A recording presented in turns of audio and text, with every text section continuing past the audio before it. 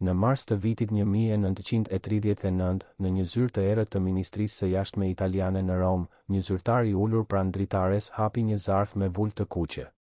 Brenda gjeti një letër të shkruar me dorë nga shefqet Vërlaci, qifligari më i madh i Shqipërisë, një njeri që zotëronte 400.000 hektar tokë, një territor sa një shtet i vogël evropian.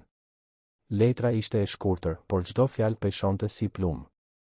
Vërlaci nuk kërkonte ndihmë. Ai ofronte një marrëveshje: Italia mund të merrte Shqipërinë dhe ai do të siguronte që askush nga elita e vjetër të mos ngrinte gisht për ta penguar. Çmimi? Tokat e tij duhej të mbeteshin të paprekura dhe ai duhej të kthehej në pushtet në mbrojtjen e bajonetave fashiste. Kjo letër nuk ishte një thirrje për shpëtim. Ishte një kontratë për shitjen e një kombi të tërë. Por çfarë e shtyu një nga njerëzit më të pasur të Ballkanit të bëhej tradhtari më i madh në historinë e Shqipërisë? Dhe a e dinte ai se çfarë çmimi do të paguanin të tjerët për hakmarrjen e tij personale? Shefqet Vërlaci nuk ishte thjesht një bej i zakonshëm. Ai ishte një perandor feudal në një vend që po përpiqej të bëhej shtet modern. Çdo mëngjes, kur ai zgjohej në pallatin e tij në Elbasan, shikonte nga dritarja dhe shihte fusha që shtrihen deri në horizont dhe të gjitha i përkisnin atij. 400.000 hektar tokë nuk ishin thjesht pasuri. Ishin pushtet absolut mbi 10 mijëra familje që punonin ato fusha, mbi fshatrat që jetonin në varësi të plot nga vullneti i tij, mbi një sistem që e bënte atë më të fuqishëm se çdo ministër në qeveri. Por në vitet e 20-ta, diçka filloi të ndryshonte. Ahmet Zogu, një oficer i ri ambicioz që kishte dalë nga kaosi i luftës së parë botërore, po ngjitej në pushtet me një vizion të ri, një Shqipëri e centralizuar, ku shteti, jo bejlerët, do të vendoste rregullat. Dhe Vërlaci e kuptoi menjëherë se ky vizion ishte një kërcënim ekzistencial për gjithçka që ai kishte ndërtuar. Kur Zogu u bë kryeministër në 22, ai bëri një lëvizje të mençur, e fejoi veten me Behigjen, vajzën e Vërlacit. Ishte një aleancë që dukej e përsosur, Zogu merrte legjitimitetin e elitës së vjetër dhe Vërlaci siguronte që tokat e tij të mbeteshin të paprekura. Madje, për një kohë të shkurtër, Vërlaci u bë vetë kryeministër në 24, duke qëndruar në hijen e Zogut. Por pastaj ndodhi diçka që do të ndryshonte gjithçka. Në fund të vitit 24, Ahmet Zogu prishi fejesën me Behigjen. Arsyet zyrtare ishin të paqarta, disa thonë se ishte për shkak të presioneve politike, të tjerë flasin për një grua tjetër që kishte tërhequr vëmendjen e Zogut.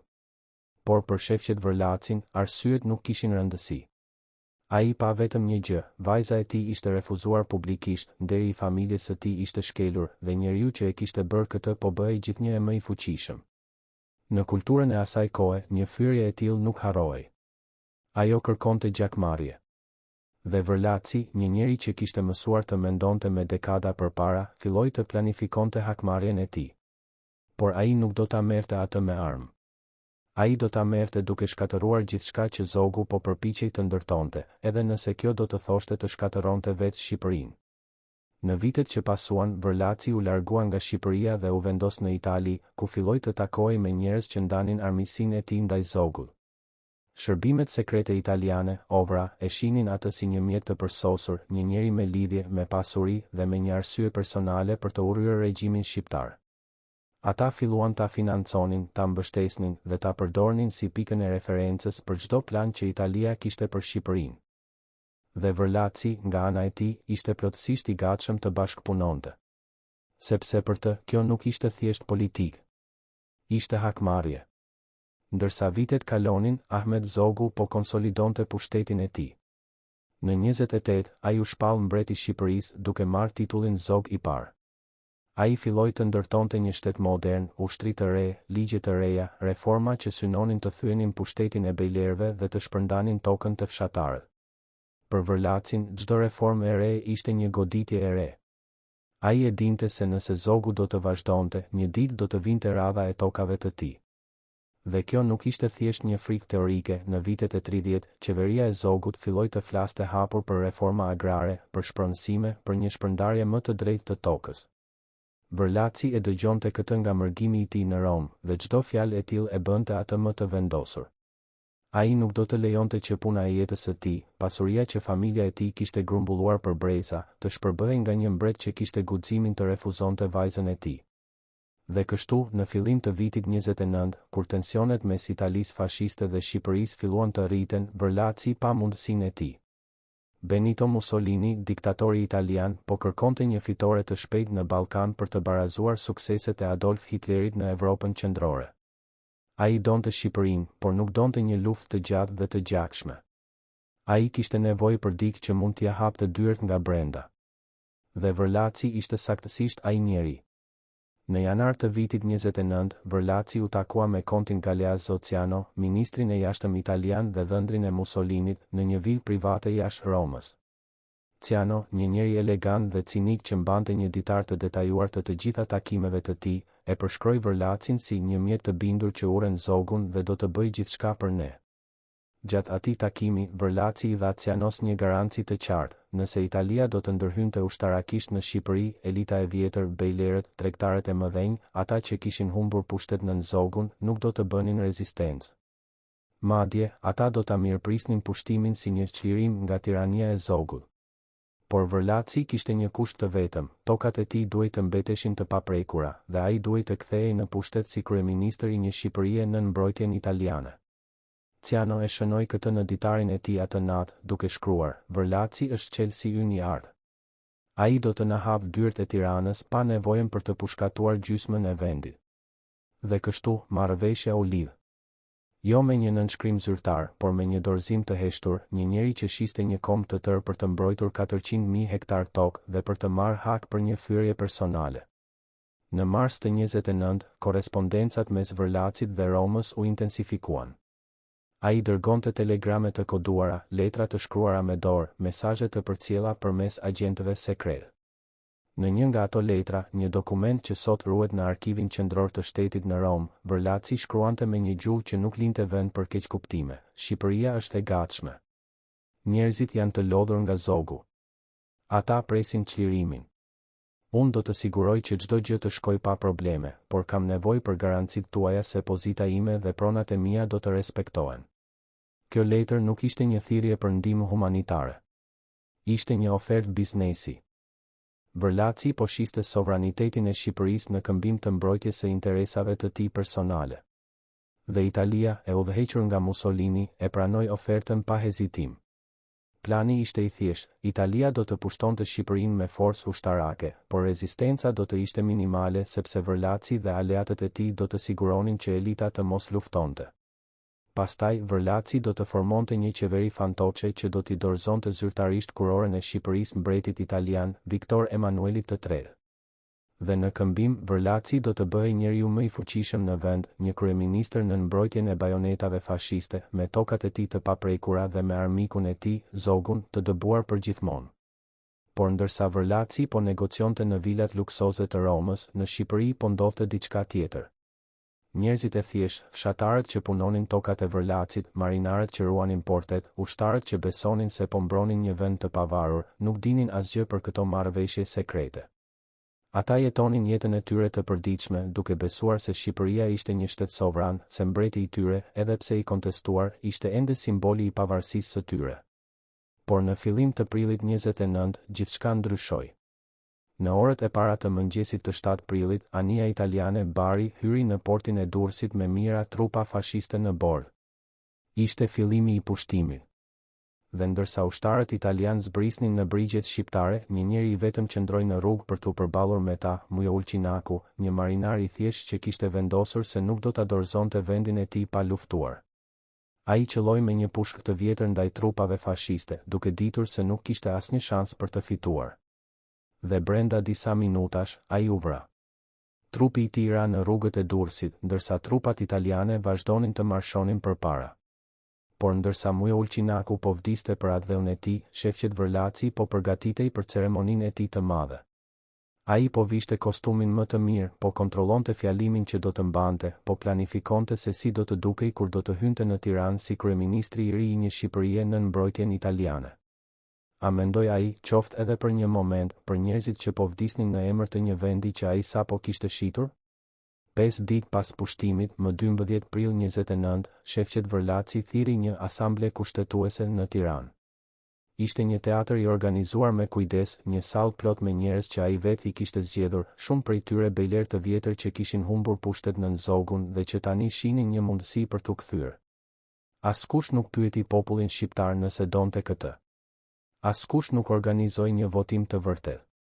Ishte thjesht një grup njerëzish që Vërlaci i kishte mbledhur për të legalizuar atë që tashmë kishte ndodhur.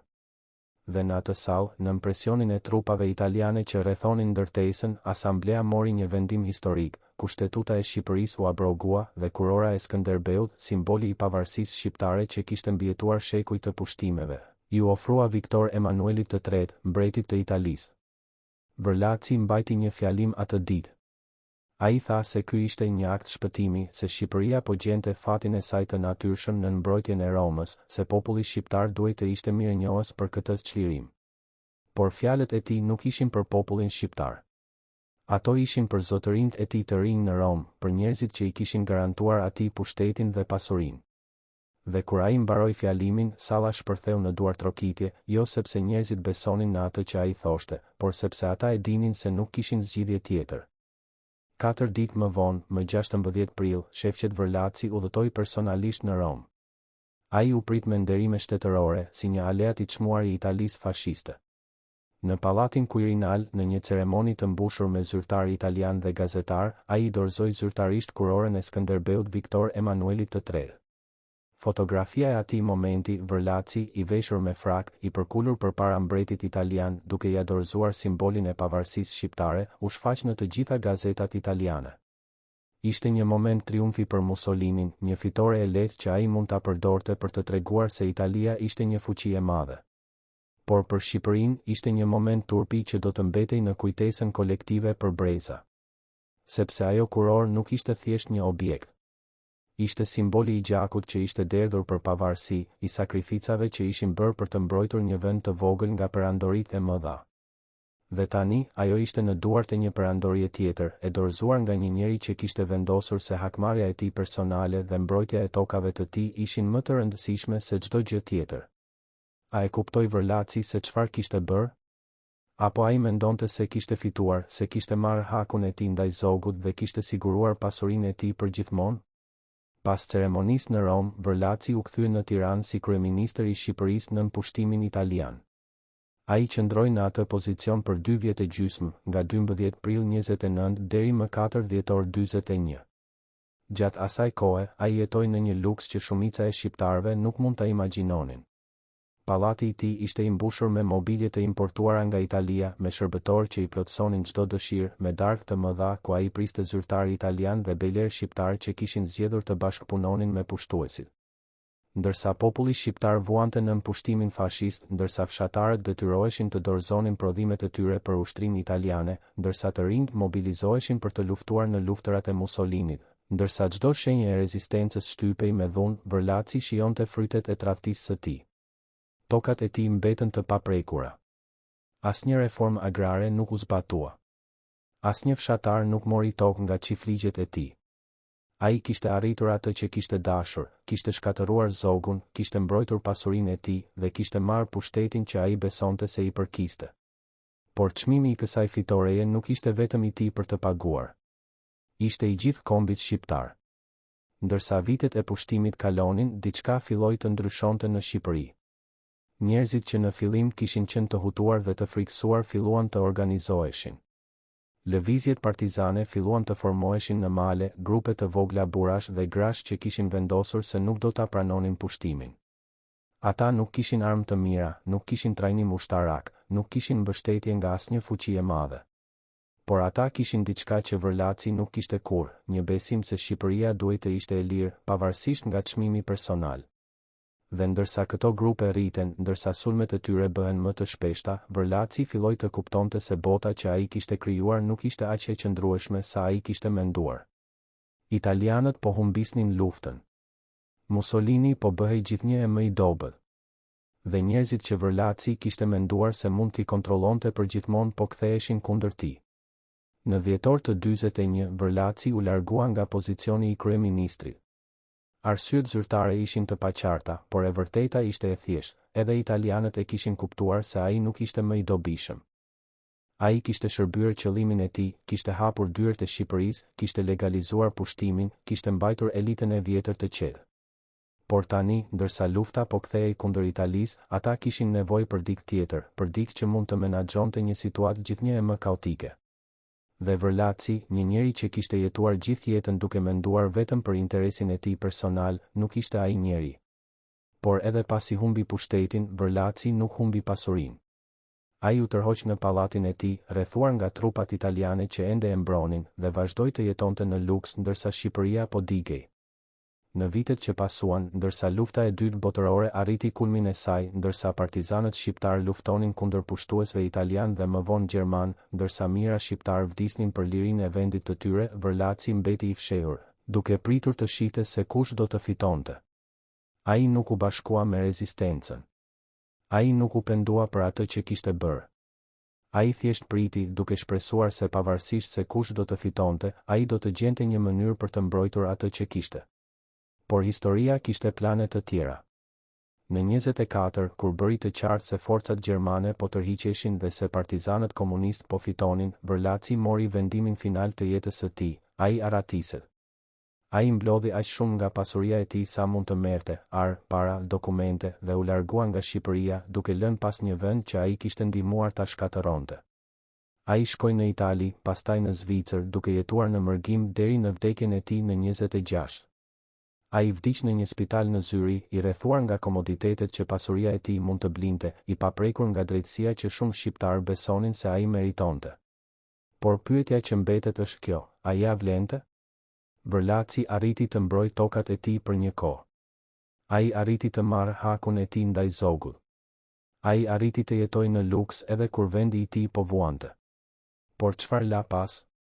Një emër që do të mbetet përgjithmonë i lidhur me tradhtinë.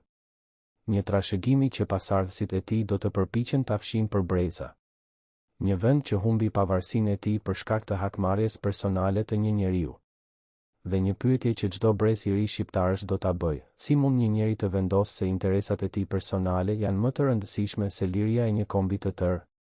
Kjo është historia e shefqet Vërlacit, një njeri që shiti Shqipërinë për 400.000 hektar tokë dhe për një hakmarrje që nuk ja vlente asnjëherë. Por kjo është gjithashtu një histori për ne sot. Sepse pyetja që duhet të bëjmë nuk është vetëm si ndodhi kjo, por a mund të ndodhë përsëri? A ka ende njerëz që janë të gatshëm të shesin sovranitetin e një vendi për interesin e tyre personal? A kemi mësuar diçka nga historia e Vërlacit? Apo jemi të dënuar ta përsërisim atë brez pas brezi, derisa të kuptojmë se disa gjëra, si liria, si pavarësia, si dinjiteti i një kombi, nuk mund të shiten kurrë, pavarësisht nga çmimi që na ofrohet? Në dimrin e 24, kur Ahmet Zogu prishi fejesën me Behigjen, askush në Tiranë nuk imagjinoi se ky akt do të shkaktonte një zinxhir ngjarjesh që do të çonte në humbjen e pavarësisë së Shqipërisë. Por në pallatin e Vërlacit në Elbasan, ajo natë nuk kaloi në heshtje. Shefqet Vërlaci thiri të gjithë familjen, djemt, vëllezërit, këshilltarët më të besuar, dhe mbajti një fjalim që ata që ishin prezent nuk do ta harronin kurrë. Zogu mendoi se mund të luante me ndjenjat e një familjeje si e jona dhe të largohej pa pasoja, tha ai, zëri i tij i ulët por plot urrëtie. Ai harroi se ne nuk jemi fshatar që mund të shtypen. Ne jemi ata që e mbajmë këtë vend në këmbë. Dhe ai do ta mësoj se çfarë do të thotë të fyesh Vërlacët. Vajza e tij, Behigje, qëndronte në një cep të dhomës, fytyra e saj e bardhë si gëlqere, duke mos thënë asnjë fjalë. Ajo e dinte se nuk ishte më thjesht një grua e refuzuar, ishte bërë një simbol i një hakmarrjeje që do të shkatëronte shumë më shumë se një martesë të prishur. Dhe ndërsa babai i saj fliste për nderin e familjes, ajo ndjente se diçka shumë më e madhe po thyi, jo vetëm zemra e saj, por vetë themelet e vendit ku ajo kishte lindur. A e kuptoi ajo, në atë moment, se çmimi i hakmarrjes së babait të saj do të paguhet nga mijëra njerëz që nuk kishin asnjë lidhje me këtë dramë familjare? Muajt që pasuan ishin të çuditshëm. Vërlaci nuk bëri asnjë deklaratë publike kundër Zogut. Ai nuk organizoi protesta, nuk thiri aleatët e tij për të rrëzuar qeverinë. Në vend të kësaj, ai u tërhoq në heshtje, një heshtje që ishte shumë më e rrezikshme se çdo fjalim i zjarr. Ai filloi të shes pjesë të vogla të pronave të tij, duke grumbulluar para në llogaritë e tij në banka të huaja. Ai filloi të dërgonte djemt e tij në shkolla në Itali, duke krijuar lidhje me familje të fuqishme italiane. Ai filloi të takojë me njerëz që kishin humbur pushtet nën zogun, bejler të vjetër, tregtar që ishin dëmtuar nga reformat e reja, oficer ushtarak që ishin larguar nga pozicionet e tyre. Dhe në çdo takim, ai përsëriste të njëjtën gjë, zogu nuk do të zgjas për gjithmonë. Dhe kur ai të bjerë, ne do të jemi gati. Por askush nuk e pyeti se çfarë do të thoshte gati. Askush nuk e pyeti se çfarë çmimi do të paguanin për t'u kthyer në pushtet. Sepse për këta njerëz, si për Vërlacin, e ardhmja ishte vetëm një lloj pushteti, dhe ata nuk shihnin se po luanin me fatin e një kombi të tërë. Në 28, diçka ndodhi që e bëri Vërlacin edhe më të dobishëm për italianët. Qeveria e zogut filloi të flasë hapur për reforma agrare, për shpronësimin e çiftligjeve të mëdhenj dhe shpërndarjen e tokës te fshatarët. Ishte një plan ambicioz, i dizajnuar për të thyer pushtetin e bejlerëve dhe për të krijuar një klasë të re fshatarësh të pavarur që do të mbështesnin mbretin. Por për Vërlacin, ishte një deklaratë lufte. Ai e dinte se nëse ky plan do të zbatohej, 400.000 hektarët e tij do të ishin objektivi i parë. Dhe kështu, ai shkroi një nga letrat më të rëndësishme të jetës së tij, një letër drejtuar Kontit Ciano, ku ai e bënte të qartë se koha për të vepruar kishte ardhur. Zogu po përgatitet të shkatërrojë gjithçka që e mban Shqipërinë së bashku, shkruante ai. Ai po sulmon pronat, po sulmon familjet që kanë ndërtuar këtë vend, po krijon një kaos që do të çojë në komunizëm. Nëse Italia nuk ndërhyn tani, brenda 5 vjetësh Shqipëria do të jetë një shtet bolshevik në zemër të mesdheu. Ishte një gënjeshtër e qartë, zogu nuk ishte komunist, dhe reformat e tij ishin të moderuara krahasuar me atë që po ndodhte në vende të tjera. Por Vërlaci e dinte se Italia fashiste kishte një frikë obsesive nga komunizmi, dhe ai e përdori atë frikë për të shtyrë agjendën e tij personale. Dhe funksionoi. Ciano ja tregoi letrën Mussolinit dhe diktatori italian filloi të mendonte seriozisht për një pushtim të Shqipërisë. Në shkurt të 29, tensionet mes Italisë dhe Shqipërisë arritën një pikë kritike. Mussolini kishte vendosur, ai donte Shqipërinë dhe ai e donte shpejt. Ai kishte parë se si Hitleri kishte aneksuar Austrinë dhe Çekoslovakinë pa luftë, dhe ai donte një fitore të ngjashme për të treguar se Italia ishte një fuqi e barabartë. Dhe Vërlaci, nga ana e tij, po bënte gjithçka që mundej për ta bërë atë pushtim sa më të lehtë. Ai dërgoi një listë të detajuar të njerëzve që do të bashkëpunonin, bejler, tregtar, oficer ushtarak që ishin të pakënaqur me zogun. Ai dërgoi harta të fortifikimeve shqiptare, duke treguar se ku ishin pikat më të dobëta. Ai madje dërgoi një plan se si qeveria e re duhej të formohej pas pushtimit, me të vetë si kryeministër, natyrisht. Dhe në fund të shkurtit, ai mori përgjigjen që kishte pritur. Ciano i shkroi se operacioni do të fillojë në fillim të prillit dhe se pozicioni juaj është i garantuar. Vërlaci e lexoi atë letër në vilën e tij në Rom, dhe për herë të parë në vite, ai buzëqeshi. Ai kishte fituar. Zogu do të rrëzohej, tokat e tij do të mbeteshin të paprekura, dhe ai do të kthehej në pushtet. Por çfarë kishte humbur për të fituar këtë fitore? Në mëngjesin e 7 prillit 29, kur anijet italiane filluan të bombardojnë Durrësin, Vërlaci ishte ende në Rom. Ai nuk ishte në vijën e parë të pushtimit, ai nuk kishte guximin për këtë. Ai priste në siguri, duke dëgjuar raportet që vinin nga Shqipëria, duke pritur të dëgjonte se gjithçka po shkonte sipas planit. Dhe kur ai dëgjoi se rezistenca ishte minimale, se zogu kishte arratisur, se trupat italiane kishin hyrë në Tiranë pa luftë të madhe, ai e dinte se koha e tij kishte ardhur. Ai u nis për në Shqipëri, duke udhëtuar me një anije ushtarake italiane, i shoqëruar nga oficer fashist që e trajtonin si një hero. Dhe kur ai arriti në Durrës, ai pa diçka që e bëri të ndalonte për një moment. Në rrugët e qytetit kishte gjak. Gjaku i Mujolçinakut dhe i marinarëve të tjerë që kishin vendosur të luftonin. Gjaku i njerëzve që kishin besuar se mund të mbronin vendin e tyre. Vërlaci kaloi pranë atyre njollave të gjakut pa thënë asnjë fjalë. Ai hyri në makinën që e priste dhe u nis për në Tiranë, duke mos shikuar prapa.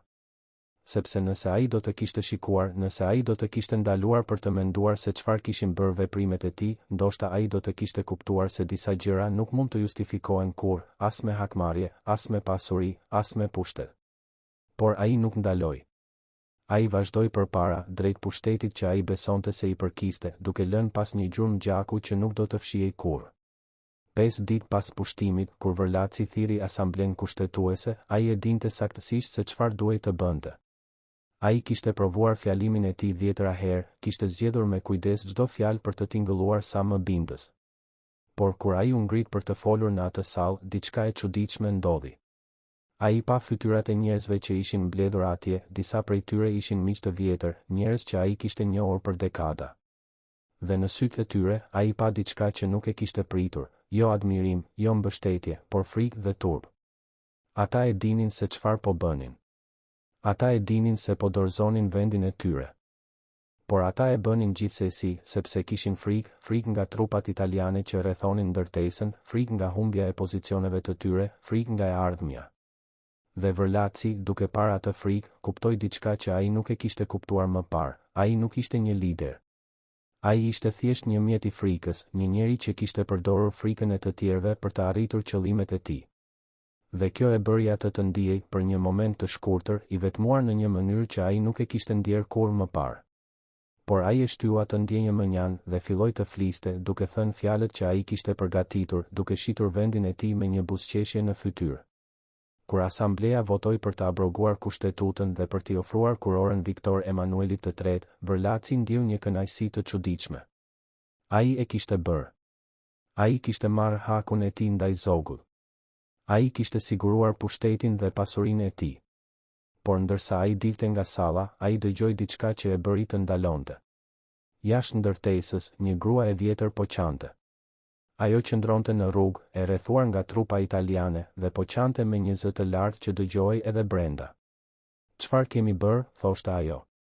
"Çfarë kemi bërë me vendin ton?" Vërlaci e dëgjoi atë zë dhe për një moment ai ndjeu diçka që ai nuk e kishte ndjerë për vite, dyshim. A kishte bërë gjën e duhur? A ja vlente kjo hakmarrje? Por pastaj ai kujtoi tokat e tij, pushtetin e tij, thyrjen që zogu i kishte bërë.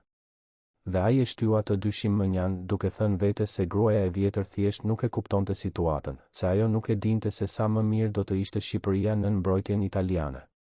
Ai hyri në makinë dhe u largua, duke lënë pas zërin e asaj gruaje që po qante për një vend që sapo kishte humbur pavarësinë e tij. Dhe ai nuk e dinte se ai zë do ta ndiqte për pjesën tjetër të jetës së tij, në çdo ëndër, në çdo moment heshtjeje, duke i kujtuar se disa gjëra nuk mund të justifikohen kurrë, pavarësisht se sa shumë ai përpiqej të justifikonte. 4 ditë më vonë, kur Vërlaci udhëtoi në Rom për të dorëzuar kurorën, ai priste të ndihej triumfues. Ai priste të ndihej si një njeri që kishte fituar, që kishte arritur gjithçka që kishte dashur. Por ndërsa ai qëndronte në pallatin Quirinal, duke pritur të hynte në sallën ku Viktor Emanueli e priste, ai ndjeu diçka tjetër, një zbrazëti të thellë që ai nuk e kishte ndjerë kurrë më parë. Ai shikoi rreth vetes dhe pa zyrtarë italian që flisnin mes tyre, duke qeshur, duke festuar fitoren e tyre. Dhe ai kuptoi se për ta, ai nuk ishte një aleat i respektuar. Ai ishte thjesht një mjet i dobishëm, një njeri që kishte bërë punën e tyre dhe që tani mund të hidhet mënjan kur të mos ishte më i nevojshëm. Ai kuptoi se ai kishte shitur vendin e tij, por nuk kishte fituar respektin e askujt, as të italianëve që ai kishte shërbyer, as të shqiptarëve që ai kishte tradhtuar. Ai ishte thjesht një tradhtar, dhe kjo ishte e gjitha që ai do të ishte ndonjëherë. Dhe kur ai hyri në sallë dhe ja dorëzoi kurorën Viktor Emanuelit, ai e bëri me një dorë që dridhej lehtë, jo nga emocion, por nga një frikë e thellë se ai kishte bërë një gabim që nuk mund të rregullohej kurrë. Por ishte shumë vonë. Kurora ishte dorëzuar, vendi ishte shitur, dhe ai tani duhej të jetonte me pasojat e zgjedhjes së tij për pjesën tjetër të jetës së tij. Pas ceremonisë, Vërlaci u kthye në Tiranë si kryeministër, por diçka kishte ndryshuar. Ai jetonte në luks, por nuk ndihej i lumtur. Ai kishte pushtet, por nuk ndihej i fuqishëm. Ai kishte marrë hakun e tij ndaj zogut, por nuk ndihej i kënaqur. Sepse çdo ditë ai shihte pasojat e zgjedhjes së tij. Ai shihte fshatarët që detyroheshin të dorëzonin prodhimet e tyre për ushtrinë italiane. Ai shihte të rinj që mobilizoheshin për të luftuar në luftërat e Mussolinit. Ai shihte njerëzit që arrestoheshin për rezistencë, që torturoheshin, që vriteshin. Dhe ai e dinte se të gjitha këto po ndodhnin sepse ai kishte hapur dyert për pushtuesit. Ai përpiqej të justifikonte veten, duke thënë se kjo ishte e pashmangshme, se Italia do të kishte pushtuar Shqipërinë gjithsesi, se ai kishte bërë atë që kishte mundur për të shpëtuar atë që mund të shpëtojë. por thellë në zemrën e tij, ai e dinte të vërtetën, ai kishte shitur vendin e tij për interesin e tij personal, dhe asgjë nuk mund ta ndryshonte këtë fakt dhe kështu, ai jetoi 2 vjet e gjysmë si kryeministër, duke u përpjekur të bindë veten se kishte bërë gjën e duhur, duke u përpjekur të injoronte zërat që i thonin se ai ishte tradhtari më i madh në historinë e Shqipërisë. Por ato zëra nuk pushuan kurrë. Ato vazhduan të flasin ditë pas dite, natë pas nate, duke e kujtuar se disa zgjedhje nuk mund të justifikohen kurrë, pavarësisht se sa shumë ai përpiqej. Në arkivat e Ministrisë së Jashtme italiane në Rom, të fshehura në një dosje me vulë të kuqe dhe kodin Albania Riservato, ruhen dokumente që qeveria shqiptare kërkoi të shihte për 50 vjet dhe që Italia i refuzoi çdo herë. Brenda asaj dosjeje gjendet një letër e shkruar në mars të 29 me shkrim dore në gjuhën italiane, nënshkruar nga Shefqet Vërlaci. Letra nuk është e gjatë, vetëm 3 faqe, por çdo fjali është një provë e tradhtisë. Në rreshtin e parë, Vërlaci shkruan: "Eccellenza, ju shkruaj jo si një politikan, por si një njeri që ka humbur gjithçka nën tiranin zog." Në rreshtin e fundit, ai shkruan: "Garantoj se asnjë rezistencë nuk do të ndodhë nëse Italia vepron shpejt, dhe kërkoj vetëm që pronat e mia të mbeten të paprekura." Mes këtyre 2 rreshtave gjendet një plan i detajuar se si Italia mund të pushtojë Shqipërinë pa humbur as 100 ushtar, një plan që përfshinte emrat e oficerëve që do të bashkëpunonin, pikat e dobëta të fortifikimeve, madje edhe orarin më të mirë për të sulmuar. Kjo letër nuk ishte një thirrje për ndihmë. Ishte një manual udhëzimi për pushtimin e një vendi. Por çfarë tjetër fshihej në atë dosje? Çfarë dokumentesh të tjera u shkatëruan para se historianët të mund t'i shihnin? Dhe sa njerëz të tjerë, përveç Vërlacit, nënshkruan marrëveshje të ngjashme me pushtuesit? Kur historianët shqiptar kërkuan akses në këto arkiva në vitet e 70, ata u thanë se dokumentet ishin humbur gjatë luftës. Kur kërkuan përsëri në vitet e 80, ju thanë se ishin të klasifikuara për arsye sigurie kombëtare. Vetëm në 2009, pas rënies së regjimit komunist, disa dokumente filluan të dalin në dritë, por jo të gjitha. Dosja me kodin Albania Riservato mbeti e mbyllur deri në 2005, kur një historian italian, duke punuar në një projekt për luftën e dytë botërore, gjeti një referencë të saj në ditaret e Kontit Ciano. Ai kërkoi leje për ta parë dhe pas 3 vjetësh negociatash, ai mori akses në një pjesë të saj, por jo në të gjithë. Disa faqe ishin hequr. Disa letra ishin zhdukur. Dhe kur ai pyeti se ku ishin, zyrtarët italian i thanë se nuk kishte asnjë regjistrim të tyre. Por ai gjeti diçka tjetër, një listë të njerëzve që kishin korresponduar me Ministrinë e Jashtme italiane mes janarit dhe prillit të 29. Dhe në atë listë, emri i Vërlacit shfaqej 18 herë. 18 letra, 18 telegrame, 18 mesazhe që detajojnë se si një njeri po shiste vendin e tij copë për copë. Por ku janë ato letra sot? Kush vendosi që ato duhet të zhduken? Dhe çfarë tjetër po fshihet ende në ato arkiva që Italia refuzon t'i hapë? Ekziston një teori mes historianëve, një teori që nuk mund të provohet plotësisht, por që ka shumë prova indirekte. Teoria thot se Vërlaci nuk ishte i vetmi bej që bashkëpunoi me italianët. Teoria thot se ekzistonte një grup i fshehtë prej 5 apo 6 njerëzve, të gjithë nga elita e vjetër shqiptare, të gjithë me pasuri të mëdha, të gjithë me arsye për të urryer zogun, që takoheshin në fshehtësi dhe planifikonin se si të lehtësonin pushtimin italian. Ata nuk e quanin veten tradhtar. Ata e quanin veten realist. Ata besonin se Shqipëria nuk mund të mbijetonte si shtet i pavarur, se Italia do ta pushtonte gjithsesi, dhe se ishte më mirë të bashkëpunonin dhe të siguronin që të paktën pasuritë e tyre të mbeteshin të paprekura. Kjo teori bazohet në disa fakte të pazgjidhura. Në 7 prill, kur trupat italiane hynë në Tiranë, ata e dinin saktësisht ku të shkonin, cilat ndërtesa të zinin, cilët zyrtar të arrestonin, cilët njerëz të linin të lirë. Si e dinin këtë? Kush ua kishte dhënë informacionin? Dhe pse, në ditët që pasuan pushtimin, disa bejlerë u kthyen menjëherë në pozicionet e tyre të vjetra, ndërsa të tjerë u arrestuan ose u detyruan të iknin? Një nga anëtarët e dyshuar të këtij grupi ishte një bej nga Shkodra, një njeri që zotëronte tokë në veri dhe që kishte humbur shumë në reformat e zogut. Emri i tij nuk shfaqet në asnjë dokument zyrtar italian, por shfaqet në kujtimet e një oficeri italian që shërbeu në Shqipëri gjatë pushtimit. Oficeri shkruan se ky bej na priti me bukë e krip kur hym në Shkodër dhe na tha se kishte pritur këtë moment për 10 vjet. Një tjetër anëtar i dyshuar ishte një tregtar nga Vlora, një njeri që kishte humbur kontrata të mëdha kur Zogu filloi të preferonte kompanitë e huaja. Ky tregtar u bë një nga furnizuesit kryesor të ushtrisë italiane pas pushtimit dhe brenda një viti ai u bë një nga njerëzit më të pasur në Shqipëri. Si arriti ai këtë? Kush ia dha ato kontrata? Dhe pse ai nuk u hetua kurrë për bashkëpunim me pushtuesit? Këto pyetje nuk kanë përgjigje zyrtare. Por ato kanë një përgjigje logjike, sepse njerëzit që mund të jepnin ato përgjigje ishin të njëjtit njerëz që kishin interes që ato të mos dilnin kurrë në dridhë. Dhe kështu, historia e këtij grupi të fshehtë mbeti një teori që shumë besojnë, por që askush nuk mund ta provojë plotësisht. Sepse dokumentet që mund ta provonin atë janë zhdukur dhe njerëzit që mund ta dëshmonin atë janë vdekur pa folur kurrë. Por le të kthehemi te Vërlaci, sepse edhe pa këtë grup të fshehtë, historia e tij është mjaft e tmerrshme. Në vitet që ai kaloi si kryeministër në pushtimin italian, diçka filloi të ndodhte me të, diçka që njerëzit që e shihnin çdo ditë e vunë re, por që askush nuk guxoi ta thoshte me zë të larë. Ai po plakej me një shpejtësi të çuditshme. Në 29, kur ai u kthye në pushtet, ai ishte 62 vjeç, një njeri ende i fortë, me një shpinë të drejtë, me një zë të fuqishëm, me një prezencë që bënte që njerëzit të heshnin kur ai hynte në një dhomë.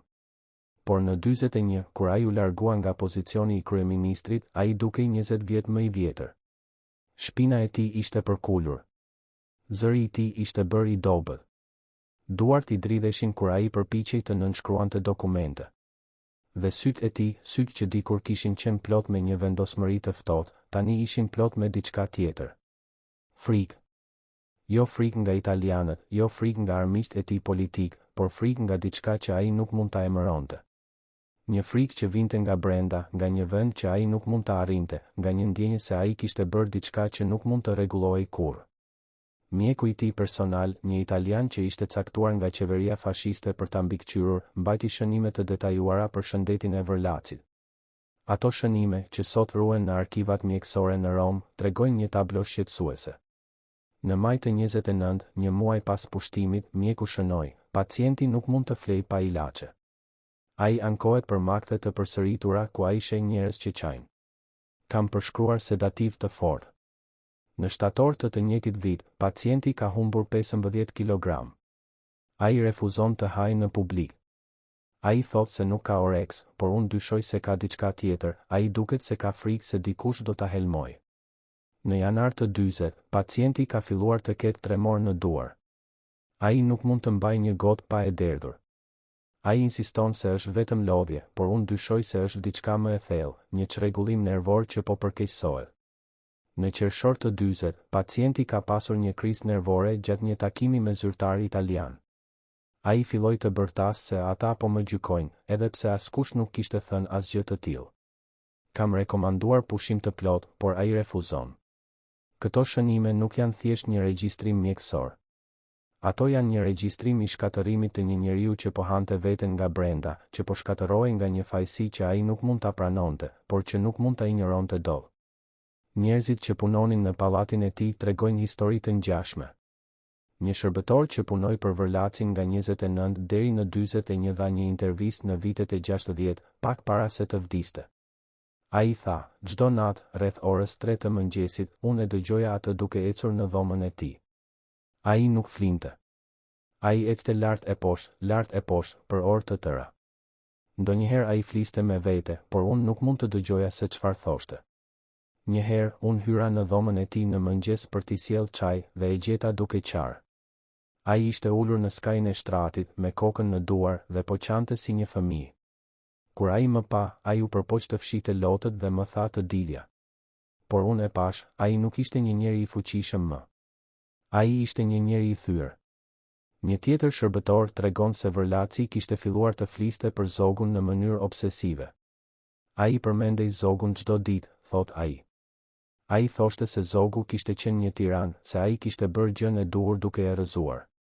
Por pastaj, në të njëjtën frym, ai thoshte se Zogu të paktën kishte qenë shqiptar, se ai të paktën kishte dashur vendin e tij. Dhe pastaj ai heshte, dhe unë e shija se ai po mendonte diçka që ai nuk mund ta thoshte me zë të larë.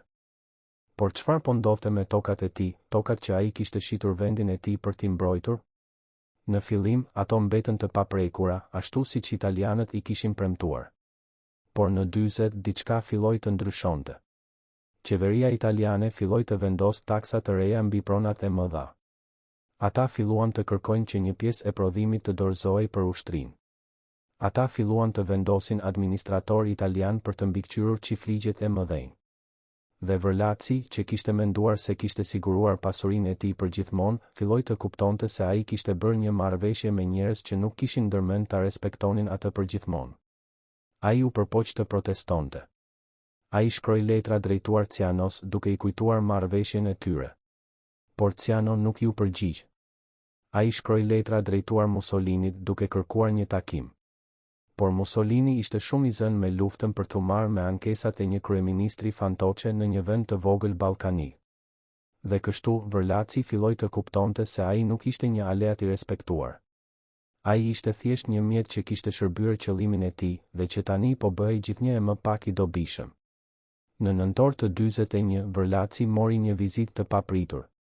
Ishte një oficer i lartë italian, një njeri që ai nuk e kishte takuar kur më parë, por që erdhi me një mesazh të qartë.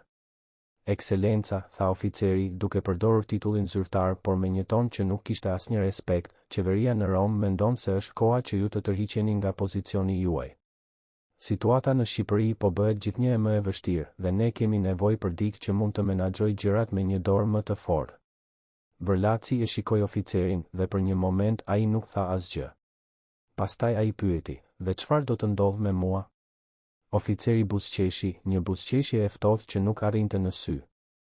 Ju do të jeni i lirë të jetoni në paqe, natyrisht. Pronat tuaja do të mbeten në mbrojtjen tonë. Ju keni shërbyer Italinë me besnikëri dhe ne nuk e harrojmë këtë. Por Vërlaci e dinte se çfarë do të thoshte kjo. Ai po hidhet më njan, po bëhej i parëndësishëm, po kthehej në atë që ai kishte qenë gjithmonë për italianët, një mjet i përdorur dhe pastaj i hedhur.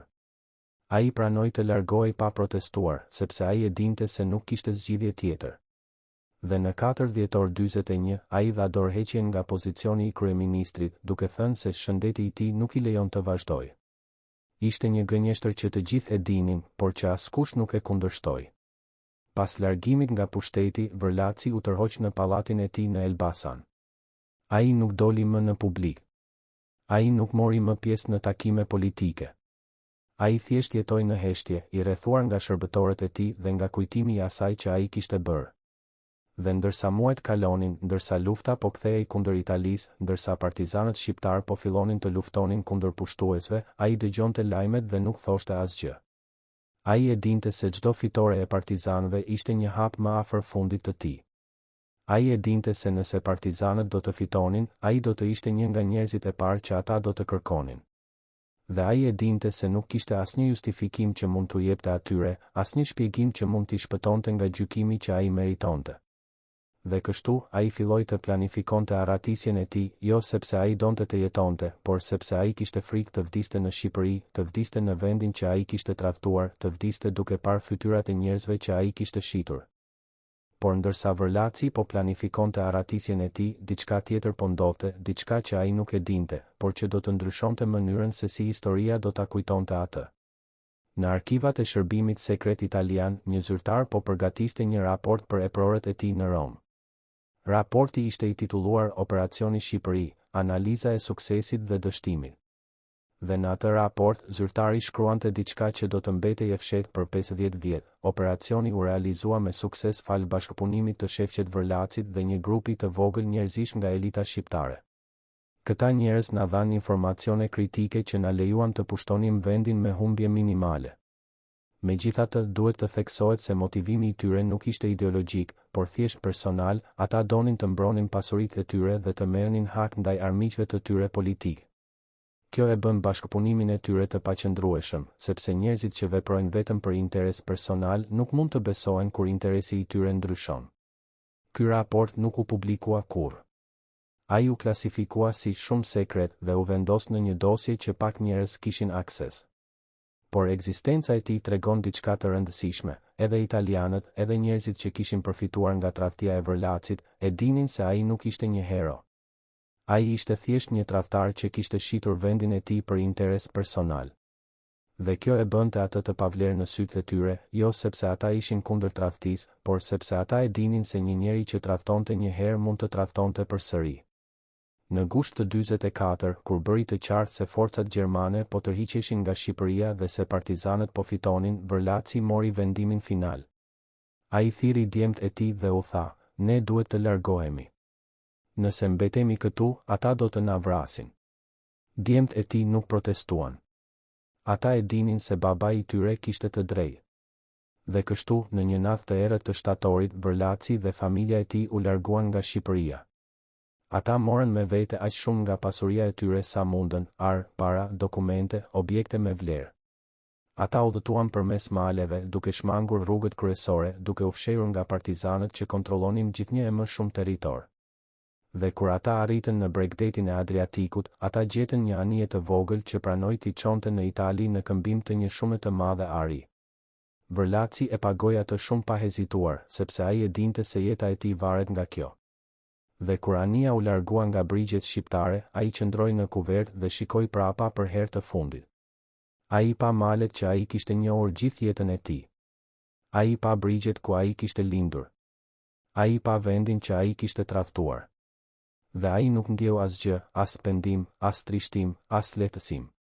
Ai thjesht ndjeu një zbrazëti të thellë, një ndjenjë se ai kishte humbur diçka që ai nuk mund ta rikthente kurrë, jo pasurinë e tij, jo pushtetin e tij, por diçka shumë më thelbësore. Ai kishte humbur të drejtën për t'u quajtur shqiptar. Vërlaci arriti në Itali në tetor të 44 dhe gjeti një vend që ishte në kaos. Mussolini kishte rënë, Italia ishte ndarë mes forcave aleate dhe forcave gjermane, dhe askush nuk kishte kohë për t'u marrë me një ish kryeministër fantoçe nga një vend i vogël ballkanik. Ai jetoi për disa muaj në Rom, duke u fshehur në një apartament të vogël, duke jetuar me paratë që ai kishte sjellë me vete. Por ai nuk ndihej i sigurt. Ai dëgjonte se partizanët shqiptar po kërkonin tradhtar që kishin arratisur, se ata kishin dërguar njerëz në Itali për t'i gjetur. Ai dëgjonte se disa prej bashkëpunëtorëve të tij kishin qenë të arrestuar dhe të ekzekutuar. Dhe ai e dinte se ai mund të ishte i radhës. Dhe kështu, në pranverën e 45, ai mori një vendim final, ai do të shkonte në Zvicër, një vend neutral ku ai mund të jetonte pa frikë. Ai mblodhi atë që kishte mbetur nga pasuria e tij dhe udhëtoi në Zyri, ku ai gjeti një apartament të vogël në një lagje të qetë. Dhe atje, në atë apartament, ai kaloi vitin e fundit të jetës së tij, një vit i mbushur me heshtje, me vetmi, me kujtimin e asaj që ai kishte bërë. Ai nuk doli shumë nga apartamenti. Ai nuk takoi shumë njerëz. Ai thjesht jetoi, duke pritur fundin që ai e dinte se po vinte. Në shkurt të 46, shefqet Vërlaci u sëmur. Ai filloi të ankohet për dhimbje në gjoks, për vështirësi në frymëmarrje, për një lodhje të thellë që ai nuk mund ta shpjegonte. Djemt e tij e çuan në një spital në Zyri, ku mjekët e ekzaminuan dhe i thanë se zemra e tij po dështonte. Ata i thanë se nuk kishte shumë që mund të bënin, se ai kishte jetuar një jetë të gjatë dhe se trupi i tij thjesht po lodhej. Vërlaci e dëgjoi këtë pa shprehur asnjë emocion. Ai thjesht pyeti, sa kohë më mbetet? Mjekët i thanë se ndoshta disa javë, ndoshta disa muaj. Ai u tha, mjafton. Dhe ai u kthye në apartamentin e tij, ku ai kaloi javët e fundit të jetës së tij duke shikuar nga dritarja, duke parë njerëzit që kalonin në rrugë, duke menduar për jetën që ai kishte jetuar dhe për zgjedhjet që ai kishte bërë. Ai nuk shkroi asnjë letër lamtumire. Ai nuk la asnjë testament moral.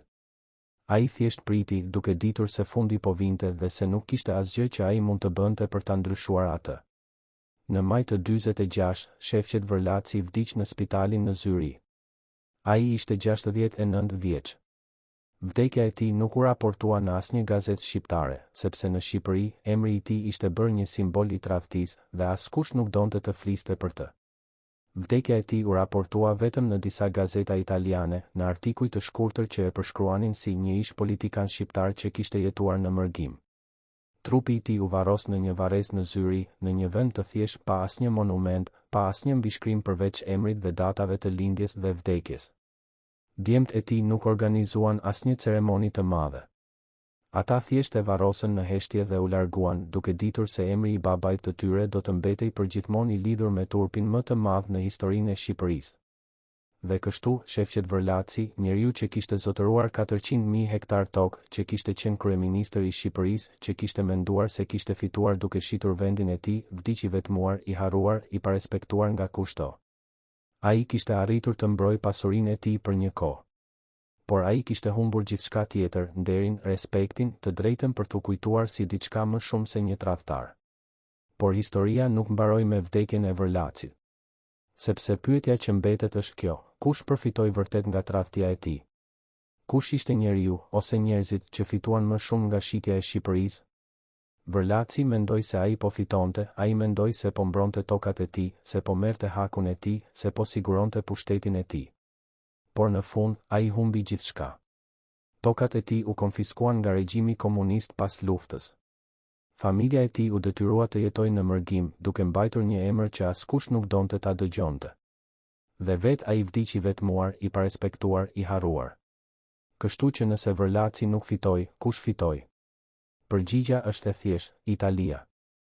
Italia fitoi një vend të tërë pa humbur pothuajse asnjë ushtar. Italia fitoi akses në burimet e Shqipërisë, në naftën e saj, në mineralet e saj, në pozicionin e saj strategjik në Adriatik. Italia fitoi një bazë nga e cila mund të sulmonte Greqinë dhe Jugosllavinë.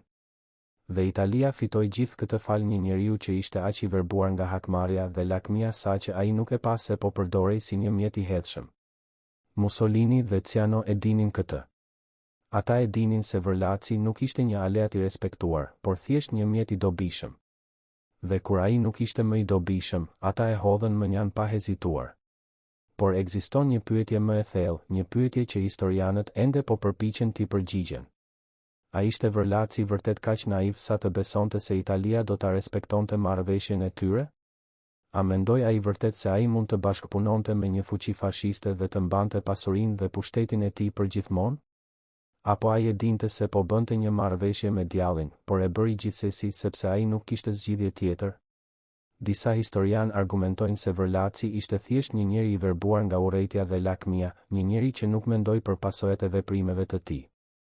Të tjerë argumentojnë se ai ishte më i ndërgjegjshëm se sa duket, se ai e dinte saktësisht se çfarë po bënte, por ai vendosi se interesat e tij personale ishin më të rëndësishme se çdo gjë tjetër, madje edhe më të rëndësishme se liria e vendit të tij. Të dyja këto teori kanë prova. Por e vërteta është ndoshta diku në mes. Vërlaci ishte një njeri kompleks, një njeri që kishte jetuar gjithë jetën e tij duke menduar se ai ishte më i rëndësishëm se të tjerët, se rregullat që aplikoheshin për njerëzit e thjeshtë nuk aplikoheshin për të. Dhe kur ai u përball me zgjedhjen mes humbjes së gjithçkaje që ai kishte ndërtuar dhe tradhtisë së vendit të tij, ai zgjodhi tradhtinë, jo sepse ai ishte i keq, por sepse ai nuk mund të imagjinonte një jetë ku ai nuk ishte i fuqishëm, i pasur, i respektuar. Dhe kjo na çon te pyetja finale, pyetja që çdo shqiptar duhet ta bëjë sot. A mund të ndodhë përsëri?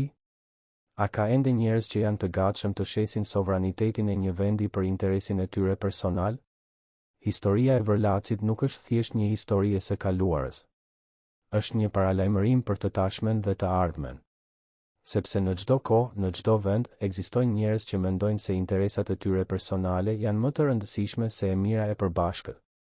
Ekzistojnë njerëz që janë të gatshëm të bëjnë marrëveshje me fuqi të huaja, të shesin burimet e vendit të tyre, të tradhtojnë popullin e tyre, gjithçka për të mbrojtur pasurinë dhe pushtetin e tyre. Dhe nëse ne nuk jemi vigjilent, nëse ne nuk i mbajmë këta njerëz përgjegjës, nëse ne nuk mësojmë nga gabimet e së kaluarës, atëherë historia e Vërlacit do të përsëritet, ndoshta jo në të njëjtën formë, por me të njëjtin rezultat. Një vend i shitur, një popull i tradhtuar, një ardhme e humbur. Dhe kjo është arsyeja pse historia e shefqet Vërlacit duhet të mbahet gjallë, jo për të ushqyer urrejtjen, por për të na kujtuar se disa zgjedhje kanë pasoja që zgjasin për breza. Dhe se disa gjëra, si liria, si pavarësia, si dinjiteti i një kombi, nuk mund të shiten kurrë, pavarësisht nga çmimi që na ofrohet. Sepse nëse ne i shesim ato, ne nuk humbim vetëm pasurinë ose pushtetin. Ne humbim veten. Ne humbim të drejtën për t'u quajtur një kombë. Ne humbim të ardhmen që fëmijët tanë meritojnë.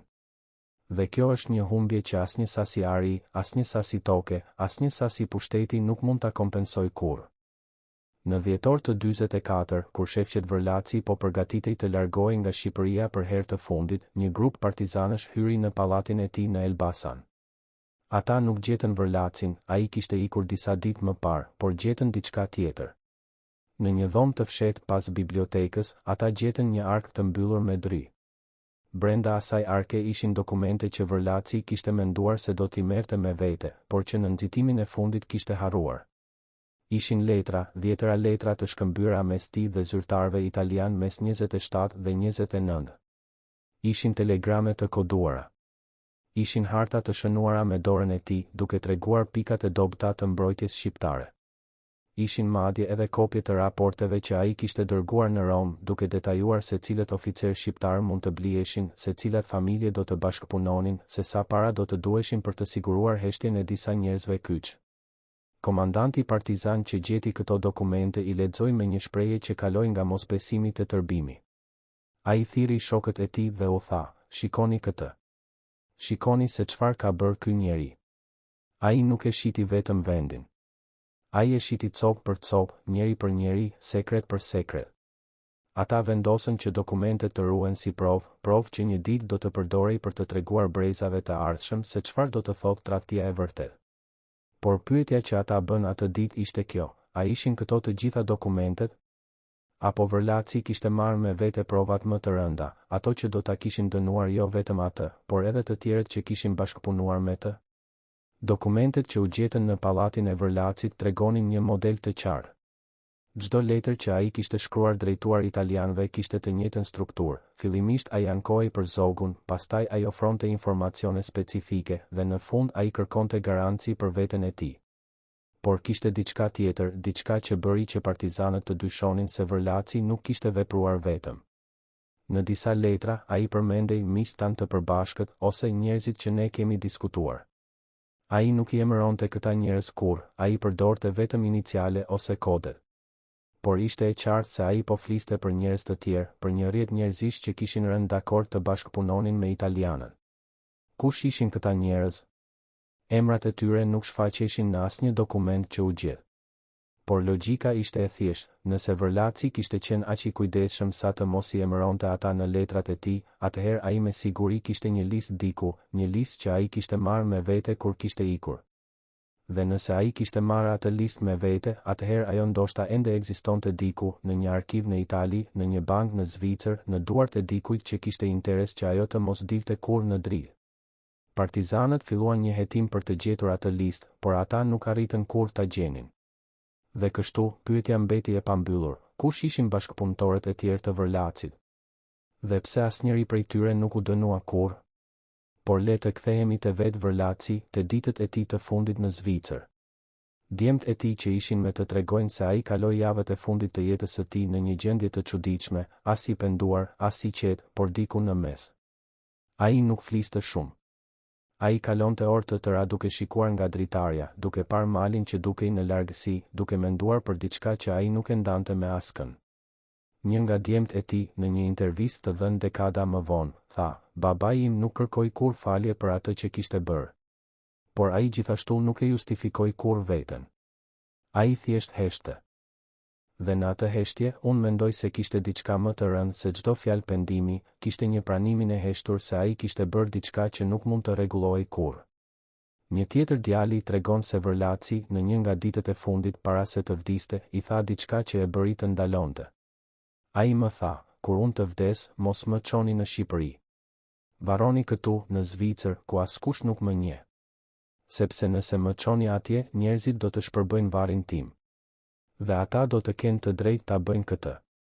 Ishte një nga rastet e pakta kur Vërlaci pranoi, qoftë edhe indirekt, se ai kishte bërë diçka që meritonte urrejtjen e popullit të tij. Por çfarë ndodhi me pasurinë që Vërlaci kishte marrë me vete?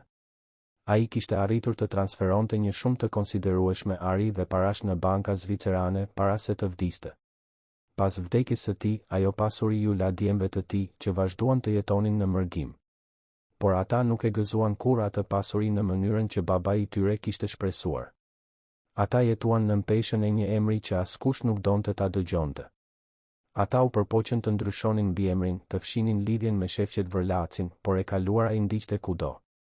Në vitet e 50, kur regjimi komunist në Shqipëri filloi të publikonte dokumente për bashkëpunëtorët e pushtimit italian, emri i Vërlacit u bë sinonim me tradhtin. Çdo libër historie e përmendej atë si shembullin më të qartë të një njeriu që kishte shitur vendin e tij për interes personal. Çdo fëmijë shqiptar mësonte në shkollë se Vërlaci ishte tradhtari më i madh në historinë e kombit. Dhe djemt e tij që jetonin në Zvicër dhe Itali dëgjonin këto histori dhe nuk mund të bënin asgjë për t'i ndryshuar ato. Sepse ato nuk ishin thjesht propaganda, ato ishin e vërteta. Në vitet e 70, një nga nipërit e Vërlacit, një njeri i ri që kishte lindur pas luftës dhe që nuk kishte njohur kur gjyshin e tij, vendosi të bëjë diçka që familja e tij kishte shmangur për dekada. Ai vendosi të shkonte në Shqipëri dhe të përpiqej të kuptonte se çfarë kishte bërë gjyshi i tij. Ai arriti të merrte leje për të vizituar vendin, diçka që ishte shumë e vështirë në atë kohë, dhe ai udhëtoi në Elbasan, ku kishte qenë pallati i Vërlacit. Pallati nuk ekzistonte më, ai ishte shkatëruar nga regjimi komunist në vitet e 50 dhe në vendin e tij ishte ndërtuar një shkollë. Ai pyeti njerëzit lokal nëse ata kujtonin diçka për Vërlacin dhe përgjigjet që ai mori e bën të kuptonte se sa thellë ishte urrejtja ndaj gjyshit të tij. Një plak i tha, Vërlaci? Ai ishte njeriu që na shiti italianëve. Ai ishte njeriu që mendoi se mund të mbante tokat e tij ndërsa ne vdisnin. Ai ishte njeriu që arratiset si një njeri frikacak kur erdhi koha të përballet me atë që kishte bërë. Një grua e vjetër i tha, unë isha fëmijë kur italianët erdhën. Unë pash baban tim të arrestuar sepse ai kishte protestuar kundër pushtimit. Ai vdiq në burg. Dhe gjithë atë kohë, Vërlaci jetonte në luks në pallatin e tij. Si mund të falim një njeri të tillë?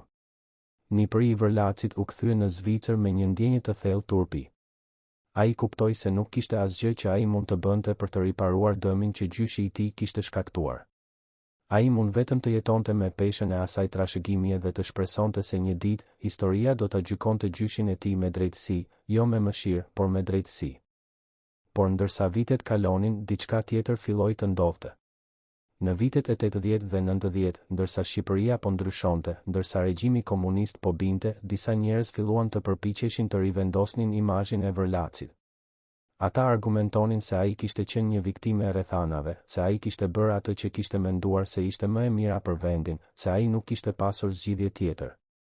Këto argumente u bën më të forta në vitet e 1000, kur disa historianë revizionistë filluan të publikonin libra që përpiqeshin të justifikonin bashkëpunimin me italianët. Ata thonë se pushtimi italian ishte i pashmangshëm, se rezistenca do të kishte shkaktuar më shumë vdekje, se Vërlaci kishte vepruar për të shpëtuar jetë. Por këto argumente nuk mbështeten nga faktet. Dokumentet që u gjetën në pallatin e Vërlacit tregojnë qartë se ai nuk veproi për të shpëtuar jetë, ai veproi për të mbrojtur pasurinë e tij dhe për të marrë hak ndaj zogut. Ditarët e Cianos tregojnë qartë se Vërlaci nuk ishte një viktime e rrethanave, ai ishte një bashkëpunëtor aktiv që nxiti pushtimin dhe që përfitoi prej tij.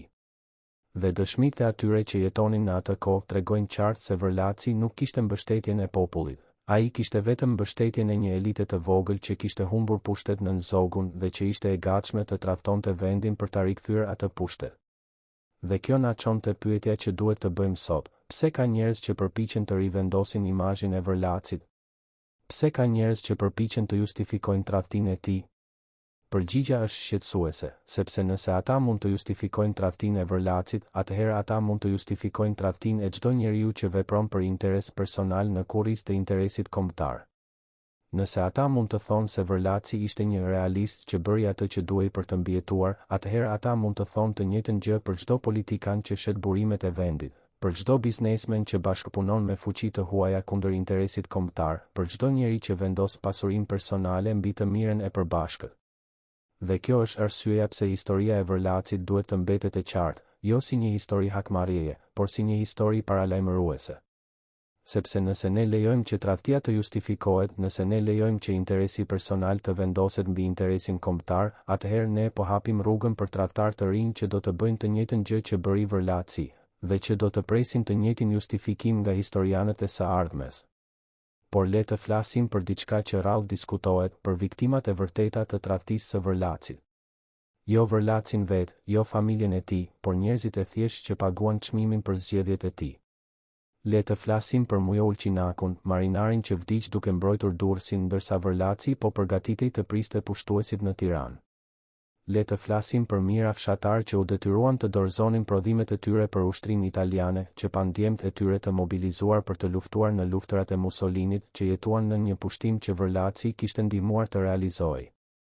Le të flasim për ata që u arrestuan, që u torturuan, që u vranë sepse ata guxuan të rezistonin kundër pushtimit që Vërlaci kishte lehtësuar. Këta njerëz nuk kishin asnjë lidhje me dramën personale mes Vërlacit dhe Zogut. Ata nuk kishin asnjë interes në luftën për pushtet mes elitave. Ata thjesht donin të jetonin në një vend të lirë, të ushqenin familjet e tyre, të shihnin fëmijët e tyre të rriteshin në paqe.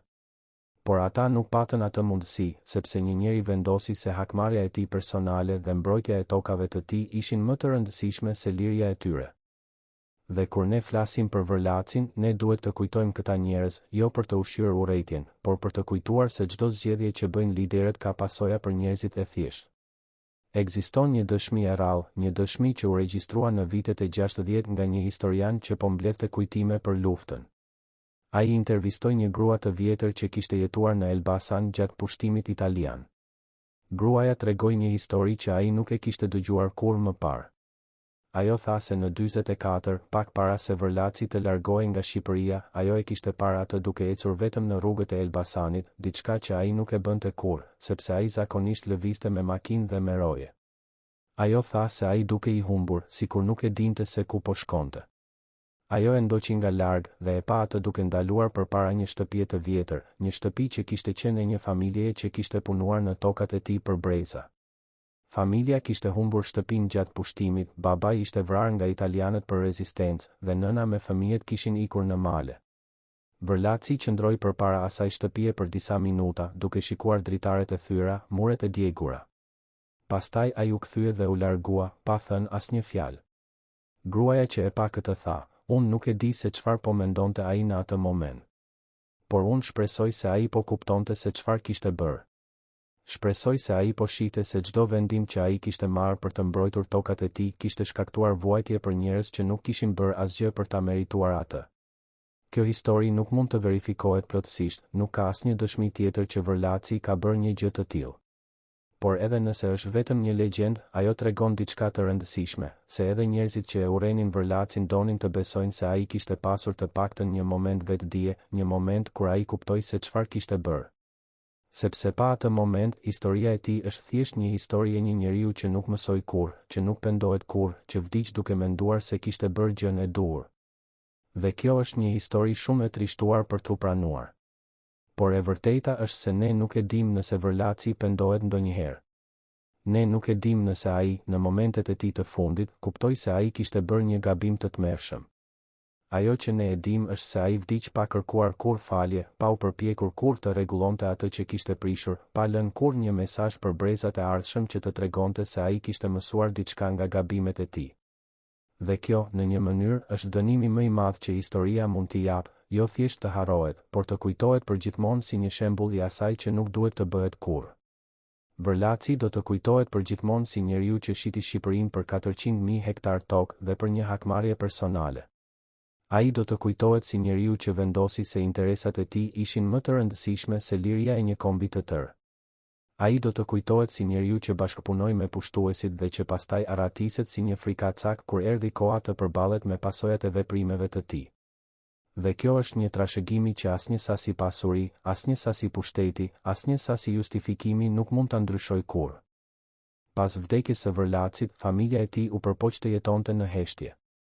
Djemt e tij ndryshuan mbiemrat, u larguan nga Zvicra, u shpërndan në vende të ndryshme të Evropës. Ata nuk folën kurrë publikisht për babain e tyre. Ata nuk u përpoqën kurrë të mbronin trashëgimin e tij. Ata thjesht jetuan, duke mbajtur peshën e një emri që askush nuk donte ta dëgjonte. Disa prej tyre u martuan me njerëz që nuk e dinin kurrë se kush ishte gjyshi i tyre. Disa prej tyre ndryshuan jo vetëm mbiemrin, por edhe historinë e familjes së tyre, duke pretenduar se vinin nga një vend tjetër, nga një familje tjetër. Dhe kështu, brezi pas brezi, trashëgimia e Vërlacit u hollua, u zbe, derisa mbeti vetëm një kujtim i largët, një histori që njerëzit e familjes tregonin me zë të ulët, me turp, me një ndjenjë se ata mbanin një barë që nuk e kishin zgjedhur kurrë. Por çfarë ndodhi me ata që përfituan nga tradhtia e Vërlacit? Çfarë ndodhi me bejleret e tjerë që bashkëpunuan me italianët? Disa prej tyre u dënuan nga regjimi komunist pas luftës, u arrestuan, u burgosën, u ekzekutuan. Por jo të gjithë. Disa arritën të aratiseshin, ashtu si Vërlaci. Disa arritën të fshinin gjurmët e tyre, të shkatëronin dokumentet që do t'i kishin dënuar, të blenin heshtjen e atyre që dinin të vërtetën. Dhe disa prej tyre jetuan jetë të gjata, të qeta, pa u përballur kur me drejtësinë që ata meritonin. Kjo është një e vërtet e hidhur që historia shpesh na e tregon, se jo të gjithë tradhtarët paguajnë për atë që bëjnë. Disa prej tyre shpëtojnë. Disa prej tyre vdesin në paqe, të rrethuar nga familjet e tyre, pa u gjykuar kur nga askush përveç historisë. Dhe historia, edhe pse nuk harron, shpesh vjen shumë vonë për t'u bërë drejtësi. Dhe çfarë ndodhi me Shqipërinë, vendin që Vërlaci shiti? Shqipëria mbijetoi. Ajo kaloi në përpushtimin italian, në përpushtimin gjerman, në për një luftë civile, në për një regjim komunist që zgjati 50 vjet. Ajo humbi një brez të tërë në luftë. Ajo humbi një tjetër brez në burgje dhe kampe pune. Ajo humbi dekada zhvillimi, dekada lirie, dekada mundësish që nuk u realizuan kurrë. Por ajo mbijetoi. Dhe sot, më shumë se 80 vjet pas asaj dite të 7 prillit 29, Shqipëria është përsëri një vend i pavarur. Ajo nuk është vendi që Vërlaci e imagjinoi, një vend i kontrolluar nga elita e vjetër, ku bejlerët mbajnë pushtetin dhe fshatarët punojnë tokat e tyre përgjithmonë. Ajo është një vend i ndryshëm, një vend që ende po lufton me problemet e veta, por që të paktën është i lirë për ta bërë këtë luftë. Dhe kjo është diçka që Vërlaci nuk e kuptoi kurrë, se liria, edhe kur vjen me vështirësi, është gjithmonë më e vlefshme se çdo sasi pasuri apo pushteti që mund të fitohet duke e shitur atë. Por pyetja që mbetet, pyetja që çdo brez i ri shqiptarësh duhet ta bëjë, është kjo: a kemi mësuar nga historia e Vërlacit? A kemi kuptuar se disa gjëra nuk mund të shiten kurrë? Apo jemi ende të gatshëm të bëjmë të njëjtat gabime, të lejojmë që njerëz me pushtet të shesin burimet e vendit për interesin e tyre personal, të lejojmë që elitat të vendosin interesat e tyre mbi të mirën e përbashkët? Historia e Vërlacit nuk është thjesht një histori e së kaluarës. Ajo është një paralajmërim për të tashmen dhe të ardhmen. Sepse në çdo kohë, në çdo vend, ekzistojnë njerëz si Vërlaci, njerëz që mendojnë se ata janë më të rëndësishëm se kombi, se pasuritë e tyre janë më të vlefshme se liria e të tjerëve, se ata mund të bëjnë marrëveshje me fuqi të huaja dhe të shpëtojnë pa pasoja. Dhe nëse ne nuk jemi vigjilent, nëse ne nuk i mbajmë këta njerëz përgjegjës, nëse ne nuk mësojmë nga gabimet e së kaluarës, atëherë historia do të përsëritet. Ndoshta jo në të njëjtën formë. Ndoshta jo me një pushtim ushtarak. Por me të njëjtin rezultat, një vend i shitur, një popull i tradhtuar, një e ardhme e vjedhur. Dhe kështu, ndërsa mbyllim këtë histori, le të mbajmë mend jo vetëm shefqet Vërlacin, tradhtarin që shiti vendin e tij, por edhe Mujo Ulqinakun, marinarin që vdiq duke e mbrojtur atë. Le të mbajmë mend jo vetëm elitën që bashkëpunoi me pushtuesit, por edhe njerëzit e thjeshtë që rezistuan, që luftuan, që vdiqën për një ideal që ata nuk e pan kurrë të realizuar. Le të mbajmë mend se historia nuk bëhet nga njerëzit me më shumë pasuri apo pushtet, por nga njerëzit që zgjedhin të bëjnë gjën e duhur edhe kur kjo kushton gjithçka. Dhe le të pyesim veten, nëse ne do të ishim në pozicionin e Vërlacit, çfarë do të zgjidhnim? A do të zgjidhnim pasurinë dhe pushtetin, apo do të zgjidhnim nderin dhe lirinë? Sepse kjo është pyetja që përcakton jo vetëm se si do të na kujtojë historia, por edhe se çfarë lloj vendi do t'u lëmë fëmijëve tanë. Dhe përgjigja që ne i japim kësaj pyetjeje, jo me fjalë, por me veprimet tona, do të përcaktojë nëse historia e Vërlacit do të mbetet një paralajmërim i së kaluarës, apo do të bëhet një parashikim i së ardhmes. Por kush e di të vërtetën e plotë? Kush e di se çfarë dokumentesh ende fshihen në arkivat e Romës, se çfarë emrash ende mbrohen nga heshtja e historisë, se çfarë marrëveshjesh sekrete u bën që ne nuk i dimë ende? Dhe kush do të ketë guximin për t'i kërkuar ato përgjigje, jo për hakmarrje, por për drejtësi, jo për të hapur plagë të vjetra, por për të kuptuar se si të mos i përsërisim ato në të ardhmen? Këto janë pyetjet që mbeten. Këto janë pyetjet që çdo brez duhet t'i bëjë. Sepse derisa ne nuk i dim përgjigjet, derisa ne nuk e dim të vërtetën e plotë, ne nuk mund të themi se kemi mësuar nga historia.